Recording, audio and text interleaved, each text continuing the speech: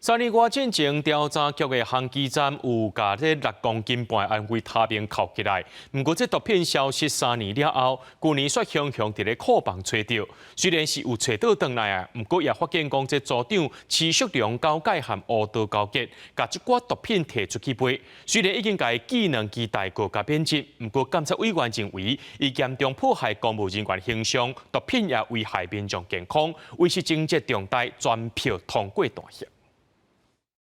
8月查起毒品有公路血酒，调查局航机站组长齐作良为着要趁紧钱行歪路，拿掠毒兼卖毒，勾结帮派分子多卖口岸毒品趁上亿，甘为认定大大挫败调查局形象，和毒品流伫外口，危害民众健康，全票通过单协。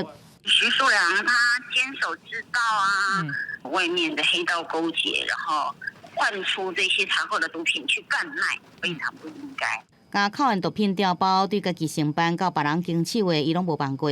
101年开始，7年来犯案9摆，偷走一粒民，还有其他民，更加摕其他物件揽伫内底，以假乱真。监委认定伊严重破坏公务人员廉洁的形象，和吸毒成果化为乌有。但协以上顶届法院，不过专案拖侪年了后，才意外被发现。确实是对调查局造成相当大的形象的伤害。前调查局长卢文忠这摆伫镜头前下失礼，因为航机站加6.5公斤安徽他命放无去。经过内部调查，一度指向齐作良，不过毒品搁伫消失3年了后，雄雄伫库房内底找到。当时负责保管的调查官将命令假造不实资料，上级副主任林胜志也知情不报，无伫监督。对口岸物件保管真放松，2人也被提起单协。我会要求所有的法务部同仁及所属的相关人员一定要铭记在心。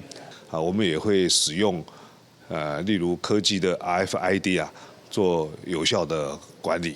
法务部讲已经加严管理强化人员的教育，调查局是会用尊重监察院决定。只是就算齐作良涉贪，一心加伫心理，不过伊早放弃2大句来免职。这回阁送职务法庭去贪店卖毒，最后也是毁掉家己的前程。记者综合报道。